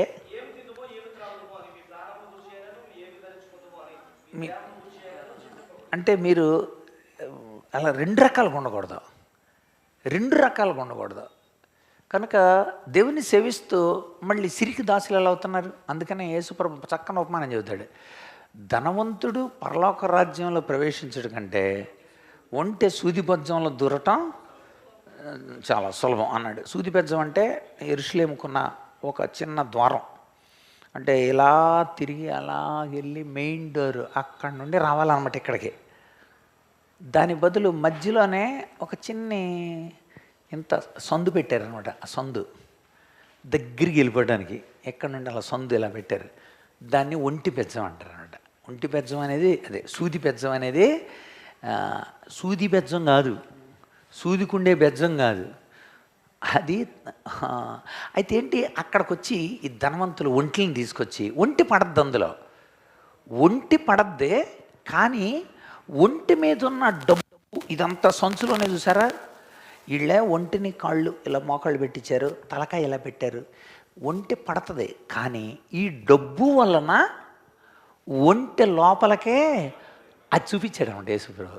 వాళ్ళు వచ్చేయాలనుకుంటున్నారు, ధనవంతుడు లోపలికి వచ్చేయాలనుకుంటున్నాడు, కానీ డబ్బు అడ్డొస్తుంది. అది తీసేసాడు అనుకో, లోపలికి వచ్చేది. అది చెప్పడానికి వాడాడు అనమాట. అందుచేత ఒక ధనవంతుడు పరలోక రాజ్యంలో ప్రవేశించాలంటే అదంతా వదులుకోవాలి కదా. ఎంత ఒపీనియన్ అండి, ఎంత అద్భుతమైన ఒపీనియన్ అండి. కనుక యేసయ్య చెప్పిన ఒపీనియన్ చాలామందిలో స్థిరత్వాన్ని పుట్టించింది. ఎస్, దేవుడి వైపే ఉండాలి. బెస్ట్ ఎగ్జాంపుల్ మనకి అక్కడ నయమాను కూడా. మనకి పాత నిబంధనలో నయమాను ఉంటాడు. నయమాను కుష్ఠరోగి. ఓకే, నయమాను ఒక మంచి ఉద్దేశంతో వెళ్ళాడు. నయమాను ఆ ఉద్దేశం ఎలా ఉందంటే, నేను వెళ్తాను, ఆయన వస్తాడు, నా మీద చేయి పెడతాడు, ప్రార్థన చేస్తాడు, నూనె తీసుకొచ్చి ఒపీనియన్, ఆ ఒపీనియన్ తెల్లాడు. దేవుడు అంటాడు, అసలు నువ్వు నిర్ణయం చేయటం ఏంటిరా? నిర్ణయం ఎవరు చేయాలి? నేను చేయాలి. మాటతో స్వస్థత ఇవ్వచ్చు, నీళ్లతో స్వస్థత ఇవ్వచ్చు, నూనె రాసి స్వస్థత ఇవ్వచ్చు, దేనికైనా స్వస్థత ఇవ్వచ్చు. నువ్వు నిర్ణయం చేస్తున్నావు ఏంటి అసలు అని దేవుడు తన నిర్ణయాన్ని చెప్పడానికి ఇష్టపడ్డాడు. ఎలీషా, నా నిర్ణయం చెప్పు అన్నాడు. వెంటనే వెళ్ళి ఏడు సార్లు యొర్దాను నదిలో మునగమన్నాడు. నయమాను ఇప్పుడు తన ఒపీనియన్ని బ్రేక్ చేసుకోలేకపోయాడు. మన ఒపీనియన్ని బ్రేక్ చేసుకొని దేవుని యొక్క ఉద్దేశాన్ని కనుక నెరవేరిస్తే యాటిట్యూడ్ స్థిరం అవుద్ది. కానీ అందుకోసం వెనక్కి వెళ్ళిపోతున్నాడు. నేను యొర్దాను నదిలో మునగటం ఏంటి, మా దేశంలో టైగ్రస్, యూఫ్రటీస్, ఎన్ని నదులు ఉన్నాయి, ఇలాంటి నదులు ఉన్నాయి అంటే ఇప్పుడు మీరు ఆలోచించండి, నదుల గురించి కాదు అక్కడ, విధేయత గురించి. నయమాను విధేయత చూపాలి, అది దేవుని యొక్క ఉద్దేశం. అప్పుడు మళ్ళీ దేవుడు ఆ రథంలో ఉన్నవాడిని కొద్దిగా లేపితే ఆడు అడిగాడు, అదేంటి సార్ ఏం అడగలేదు కదా, వెళ్ళి యొర్దాను నదిలో మునగమన్నారు, వెండి అడగలేదు, బంగారం అడగలేదు, మీరు ఆ మాత్రం విధేయత చూపించకపోతే ఎలాగా అంటే నయమాను తన ఒపీనియన్నే అద్ది. ప్రజలు తమ తమ ఒపీనియన్ని మార్చుకునే రీతిగా ఈ దాసులు పనిచేయాలి. వాళ్ళు ఒపీనియన్ మార్చుకున్నారనుకోండి, స్వస్థత వచ్చేది వాళ్ళకి. ఎన్నో చేసామండి, ఎన్నో వచ్చామండి, ఇలా చేసామండి, అది చేసామండి, 7 వారాలు కూడా వెళ్ళామండి, అయినా తగ్గలేదండి. 7 వారాలు చేసేస్తే తగ్గిపోద్దా నీకు? దేవుడు నువ్వు అనకుండా, దేవుడు నువ్వు అంటే వారం కూడా అవసరంలా, తక్షణమే. మళ్ళీ దానికి 7 వారాలు మనం కలపకూడదు. కనుక మీరు ఆలోచించండి, దేవుని యొక్క ఉద్దేశాలు కాకుండా స్వకీయమైన ఉద్దేశాలని నయమని పెట్టుకున్నాడు. అక్కడ ఉదాహరణ నయమని అని రాసుకోండి. నెక్స్ట్ నాలుగోది అభిప్రాయాలు ఏలియా మరియు ఏం రాశారు అభిప్రాయాల దగ్గర? ఏలియా, యేసయ్య. అభిప్రాయాలు వాళ్ళని స్థిరపరిచాయి. ఏలియా మరియు యేసు ప్రభు దగ్గర మత్తయి సువార్త 6:24. నయమాన్. నాలుగోది సామాజిక వాతావరణం. నోట్ చేసేసుకోండి, సామాజిక వాతావరణం.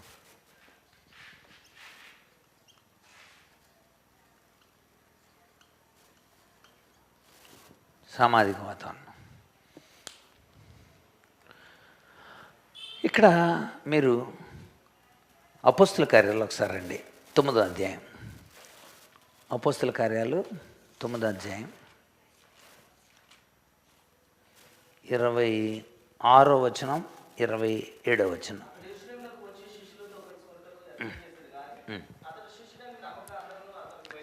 పౌలు జాగ్రత్తనండి, సోషల్ ఎన్విరాన్మెంట్, సంఘం అంతా భయపడిపోతుంది, అందరూ భయంలో ఉన్నారు. ఇప్పుడు సౌలు మారాడన్న సంగతి సంఘానికి తెలీదు. ఇప్పుడు రంగంలోకి ఎవరొకళ్ళు దిగాలి, సామాజిక స్పృహ కలిగించాలి. ప్రవీణ్ పగడాల గారు మందు తాగారని లోకమంతా చెప్పుకుంటున్నారు, లేకపోతే దేవుని నమ్మిన పిల్లల్ని చంపేస్తారంట, దేవుని నమ్మిన పిల్లలకి స్థానం లేదంట అని భయాందోళనకు గురవుతున్నారు. కానీ అలాంటి టైంలో సత్యాన్ని చెప్పడానికి, సామాజిక స్పృహ కలిగించడానికి కావాలా వద్దా? కావాలి. అలా వచ్చినప్పుడు సంఘం స్థిరపరచబడుతుంది. ఒక వైఖరి, ఒక స్థిరమైన అలవాటు అవ్వాలంటే ఖచ్చితంగా సామాజిక స్పృహ కలగాలి. అంటే సోషల్ కాన్షియస్ వాళ్ళకి ఇవ్వాలి. అప్పుడు బర్నబా రంగంలోకి దిగాడు. బర్నబా పౌలుని తీసుకొచ్చాడు. పౌలుని తీసుకొచ్చి పోతున్నారు సంఘంలో. అప్పుడు చెప్పాడు అనమాట, ఏమనంటే ఇతడు కొన్నాడు, దేవుని వచ్చాడు కనుక సాక్ష్యం చెప్పేవాళ్ళు కావాలి. నేను మీ గుడ్ తను నమ్ముకున్నాడు, రాజు ప్రభువు కోసం ఇలాగా పనిచేస్తున్నాడు. ఇదిగో రాజేష్ దేవుని ఇలా నమ్ముకున్నాడు, ఇలాగ దేవుని కోసం నిలబడ్డారు, ఇలాగ చెప్పాలి. మీ ఊరు వచ్చి నేను చెప్పాలి. ఇది స్థిరీకరించడం అంటే అర్థం ఏంటి? సోషల్ అవేర్నెస్ని కలిగించడం. బర్నబా, నోట్ చేసుకోండి, అది బర్నబా. అపోస్తుల కార్యాలు 9వ అధ్యాయం 26, 27 వచనాలు. 11వ అధ్యాయం కూడా చూడండి. 11వ అధ్యాయం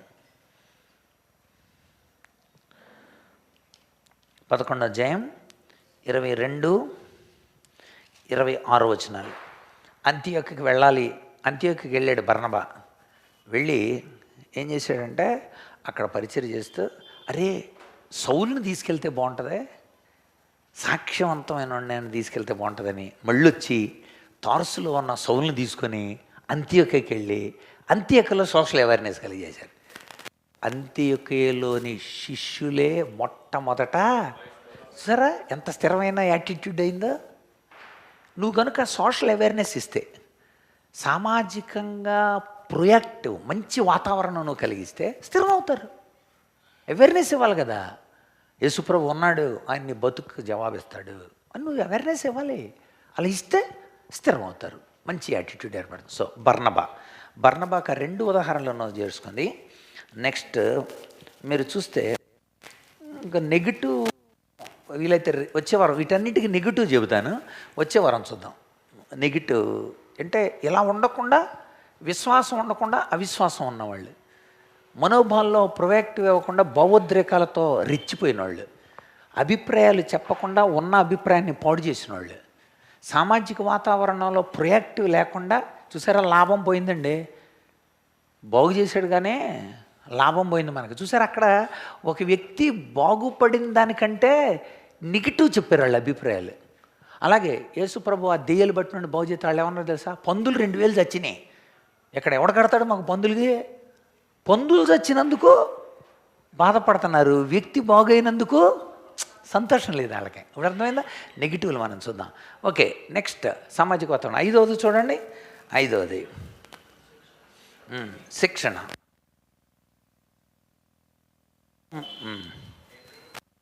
చూడండి ఒకసారి 5వది ట్రైనింగ్ అపోస్తలుడైన పౌలు రాసుకోండి. శిక్షణ, అద్భుతమైన ట్రైనింగ్ ఇచ్చాడు. అలాగే యేసు ప్రభు మంచి ట్రైనింగ్ ఇచ్చాడు. శిక్షణ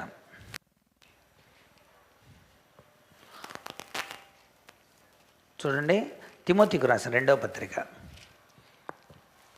శిక్షణకి లోయి, యూనికే, తిమోతి. తిమోతి 2వ పత్రిక 1:3-5లో మీ అవ్వ అయిన లోయలోను నీ తల్లి అయిన యూనికేలోను ఆ నిష్కపటమైన విశ్వాసం నీలో చూస్తున్నాను నేను. అంటే అర్థం ఏంటి? వాళ్ళు చక్కగా ఎంత మంచి శిక్షణ ఇచ్చారు. Very good, right. ఇది తిమోతి తల్లిదండ్రులు, అంటే అవ్వ అమ్మ తీసుకున్న జాగ్రత్తలు. పౌలు అదే తిమోతి పత్రిక 3వ అధ్యాయం చూడండి. అక్కడ తిమోతి పత్రిక 3వ అధ్యాయం, 2వ పత్రిక 3వ అధ్యాయం 10-11. అది చూసారా? తిమోతి 3:10-11. సో పౌలు, అపోస్తలుడైన పౌలు మంచి శిక్షణ ఇచ్చాడు వాళ్ళకి. కనుక బోధ విన్నావు, నా ప్రవర్తన చూసావు, నా ఉద్దేశం తెలుసుకున్నావు, నా విశ్వాసం తెలుసుకున్నావు, నా దీర్ఘశాంతం తెలుసు నీకు, నా ప్రేమ తెలుసు, నా ఓర్పు తెలుసు, అన్నీ తెలుసుకున్నాను. కనుక ఇవన్నీ తెలుసుకున్నావు, నాతో పాటు ట్రైనింగ్ అయ్యావు, నువ్వు నన్ను వెంబడించా. సరే, ఇక్కడ ఎగ్జాంపుల్ పాత నిబంధనలో మోషే తీసుకోండి. మోషే 40 సంవత్సరాలు మిద్యాను అరణ్యం అని రాసుకోండి. ఎన్ని సంవత్సరాలండి? 40 సంవత్సరాలు ట్రైనింగ్. అది ఏంటి? గుర్రాలు నడిపి, రథాలు నడిపి, యుద్ధాలు చేసి, వాడితే దెబ్బకు చచ్చిపోతే అంత బలం ఉండి, పిరమిడ్లు కట్టి, అక్కడ ఉంటుంది, అక్కడ రామ్సెస్ అనబడిన ఒక పట్టణం, దానికి టౌన్ ప్లానింగ్ ఆఫీసర్ కూడా మోషే. మరి 2 పిరమిడ్లకి ఇంజనీరింగ్ స్ట్రక్చర్ ఇచ్చి, ఆర్కియాలజీలో నిష్ణాతుడై, ఇంజనీరింగ్లో నిష్ణాతుడై, రాజుకు అక్కడ పరిపాలనలో మంచి సలహాదారుడై ఇన్నున్నవాడు మళ్ళీ ఎక్కడికి రావాల్సి వచ్చింది? గొర్రెల దగ్గరికి రావాల్సి వచ్చింది. శిష్యత్వం లేకపోతే ప్రజలను నడిపించే నాయకత్వం లేదు. Without discipleship there is no leadership. నువ్వు పెద్ద తెలివిగా ఎట్లా కలిగి ఉన్నాడు అని సంఘం నడపమని అండ దేవుడు. నా వెనకాల కోడితే ఒక్కొక్కడు దెబ్బ చచ్చిపోతాడు. అలాంటి మోసే లాంటి నేను అంటే దేవుడికి కష్టం అవసరంలా. గొర్రెలు కాయాలి నువ్వు, నోరు లేని గొర్రెలు. ఎటు పడితే అది, ఏ గొర్రె అటు వెళ్తే ఆ గొర్రె అటు వెళ్ళిపోతుంటుంది. అలాంటి గొర్రెల్ని మేపాలి నువ్వు. సో దానికి ఏం కావాలి? హృదయం కావాలి, కంపాషన్ కావాలి, బాధ కావాలి, మళ్ళించడం రావాలి. కొడతం గొప్పతనం కాదు అక్కడ, వాటిని దారిలోకి తీసుకురావటం గొప్పతనం. వాటికి తన భాష అలవాటు చేయటం గొప్పతనం. తన భాష అలవాటు చేయాలి గొర్రెలకి. అవి ఎక్కడో ఉంటాయి, ఎక్కువ అని అరిస్తే అన్ని దారిలోకి రావాలి. అది అలవాటు చేయాలి.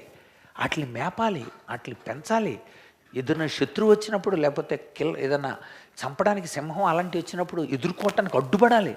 ఇవన్నీ నేర్పాడు. దట్ ఈజ్ ట్రైనింగ్ మోషేకి. రైట్, చూడండి.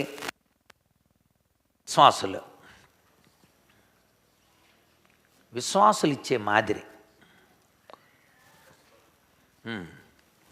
విశ్వాసులు ఇచ్చే మాదిరి. మీరు అక్కడ కొత్త నిబంధనలో ద్వారకా మనకు బాగా కనబడదండి. ద్వారకా వాళ్ళందరినీ, విధవరాండ్రనందరినీ ఆదరిస్తూ వచ్చిన చెప్తారా? అపోస్తుల కార్యముల గ్రంథం 9వ అధ్యాయం 36 నుండి 39 వరకు.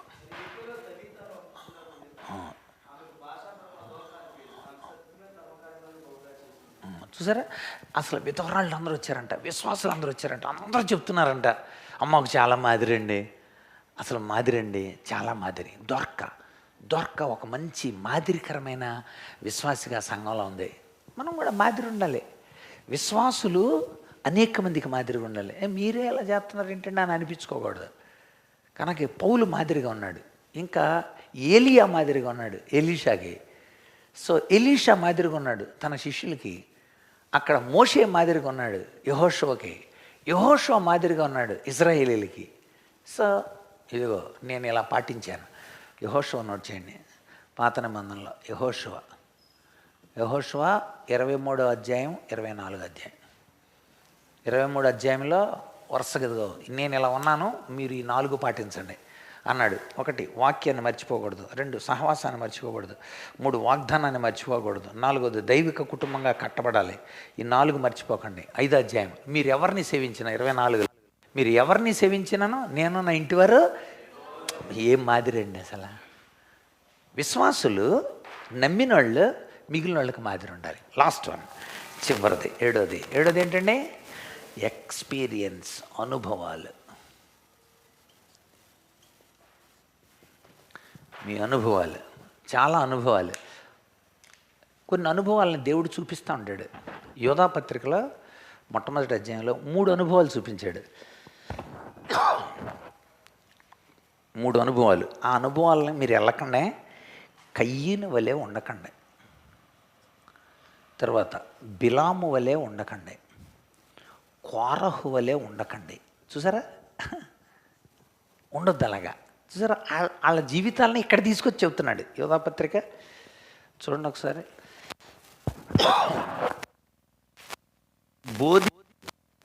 వ్యక్తిగత అనుభవం కూడా రాద్దాం.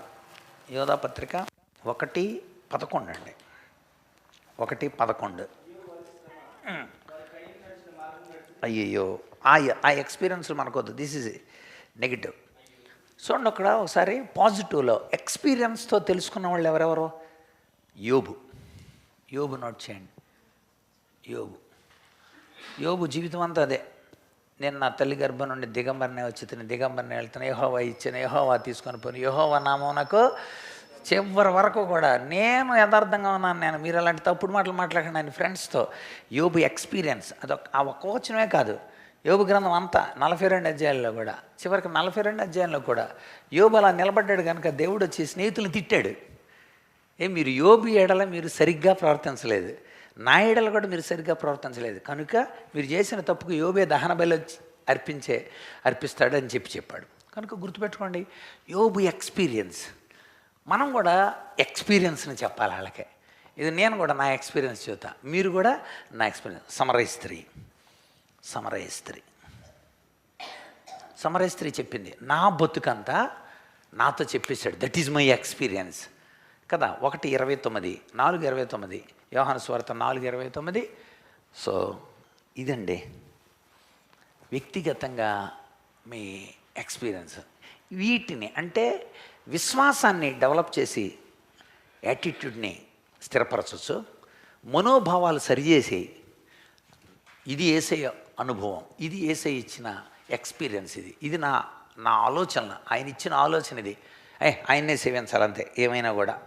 సో అలాంటి మనోభావాలు, ఎమోషన్స్ని షేర్ చేసుకొని యాటిట్యూడ్ని స్థిరపరచు, ఒపీనియన్స్ని షేర్ చేసుకొని స్థిరపరచు, సోషల్ అవేర్నెస్ని కలిగించి స్థిరపరచు, శిక్షణనిచ్చి మరి స్థిరపరచవచ్చు, విశ్వాసాన్ని వాళ్ళల్లో పెంచి మనమే వాళ్ళకి మాదిరిగా ఉండి పెంచవచ్చు, వాళ్ళ వ్యక్తిగతంగా ఎక్స్పీరియన్స్ని వాళ్ళు ఫేస్ చేసినప్పుడు కూడా వాళ్ళ ఎక్స్పీరియన్స్ ద్వారా యాటిట్యూడ్ పెరుగుతుంది. That is great wonderful theory అన్నమాట ఇది. గుర్తుపెట్టుకోండి, వైఖరి అలవాటు కాదు.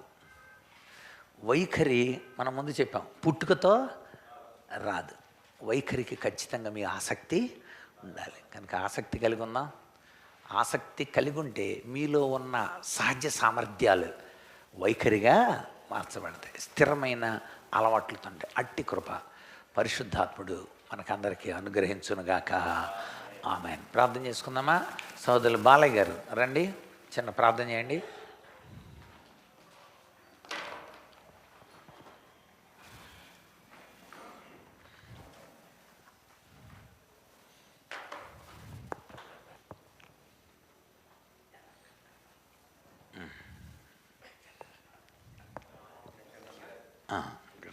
ఇక్కడ చేయండి, అలా చేయండి.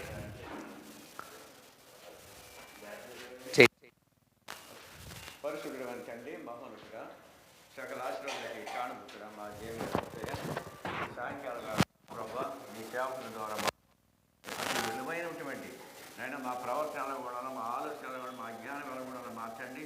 ఆ సొంత ఆలోచనలు కాకుండా మార్చండి. నీ చిత్తానుసారం జరగాలని మార్చండి. సత్యం నేను మరి నేర్చుకున్న ప్రతి ఒక్కరు కాకుండా నాయన మేము నేర్చుకుని మళ్ళీ ఇంకో చోట మార్చండి. ప్రతి ఒక్కరికి ఇది అందజేయచ్చండి. ఇలా నీ సేవకుల ద్వారా జరుగుతుంది ఈ కార్యక్రమం ఆది నుంచి ఎప్పటి వరకు మీరు జరిగిస్తున్నారు. నన్ను అలాగే ఇక్కడ కూడిన ప్రతి ఒక్కరూ మేము అందులో పాలు భావిస్తున్నాం ఏంటండి. మా వంతుగా మేము సేవా పరిచయంలో ముందుగా కొనసాగే భాగ్యం దయచేయండి. ఈ కార్యక్రమం ఇప్పటి నుంచే కచ్చండి. ఇలాగ ఎంతకాలమైన సరే మంచి జరిగేటట్టు మళ్ళీ ఈ సేవకు మంచి ఆరోగ్యం ఆయుషిచ్చి మా తండ్రి ఎంతోమంది మా కర్తవ్యం చేసి నేను మేమందరం కల్పిది పొందినండి శిష్యులుగా నీ బిడ్డలుగా ఉండే భాగం కూడా దయచేయమని నాకు ఇచ్చిన ఈ అవకాశాన్ని బట్టి ప్రపదంగా నా తండ్రి నీకు మా తండ్రి సేవకులకి కూడిన సంఘం కాపరులందరికీ ప్రతి ఒక్కరికి వందనాలు ప్రార్థిస్తున్నాం తండ్రి. ఆమేన్. మన తండ్రి అయిన దేవుని ప్రేమ, కుమారుడైన యేసుక్రీస్తు కృప, పరిశుద్ధాత్మ అన్యోన్య సహవాసం చేరిన మనకును లోకంలో ఆయన కోసం ఎదురు చూస్తూ ఉన్నతమైన వైఖరులతో ఆయన్ని ఆరాధిస్తూ ఘనపరుస్తూ స్వార్థ పరిచర్య చేస్తున్న ప్రభువుకు శిష్యులుగా నడుస్తున్న ఆయన జనాంగానికి అంతటికి మనకును సదాకాలము తోడేండునుగాక. ఆమేన్. ఆమేన్. అందరికీ వందనాలండి. Thank you. రైట్.